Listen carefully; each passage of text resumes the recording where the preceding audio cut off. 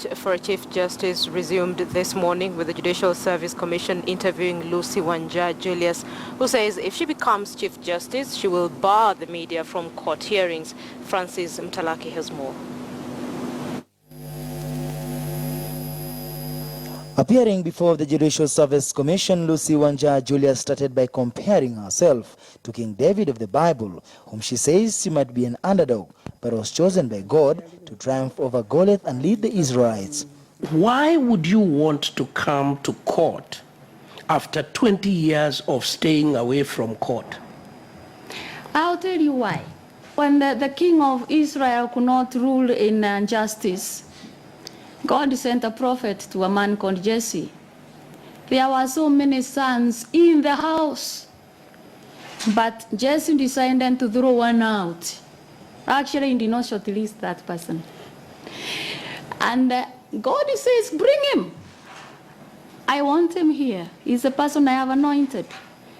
And this son, who had not been included in the list of people to be anointed by his own father, actually is the one who killed Goliath and also brought mighty victories for Israel.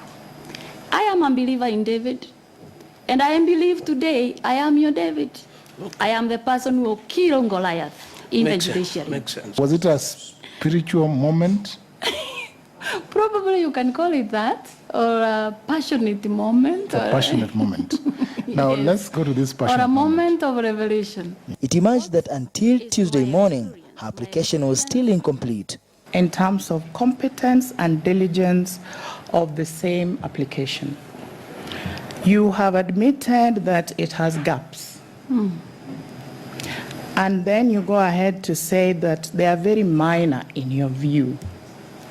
How would you marry that with a kind of perfectionism that you are saying you want all judicial officers to demonstrate and exhibit all the time? They required time to be Yeah, we gave all the time. The adverts were out for, I think, over 1 month or something. Yes, but as I have explained, actually my application, I did it the last day. That is actually when I decided to make the application. So would you say you're a diligent person? Yes, I am, because if you can look at what I gave in that one day, it is what would have required even a week. This statement that she will kick out the media out of court proceedings seemed to interest the Judicial Service Commission. So I would want to reduce the involvement of the media in the hearing of the cases, unless the particular parties have been asked and they have accepted that the media should appear in the courts. Kenyan public rely on the same media to know what's going on in the judiciary. Can you share with us where in the world has court matters been handled in private sessions and they've been successful? What will the media do sometimes? They will go to the papers and write that today we have a case of somebody who was accused of rape, blah, blah, blah, and it behoves on the judge or the magistrate who is hearing cases of this nature to serve the worst, the severest of sentences of such culprits.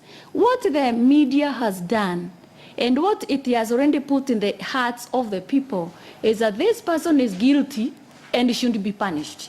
That interferes with the independence of a judge or a magistrate. Having served as NAC Kenya CEO and on the Kibaki Tena campaign, Wanja claimed that to have secrets that will enhance her appointment, but later withdrew the statement. Does that church business include any practical aspects that would enhance performance in the judiciary? Yes. Which ones?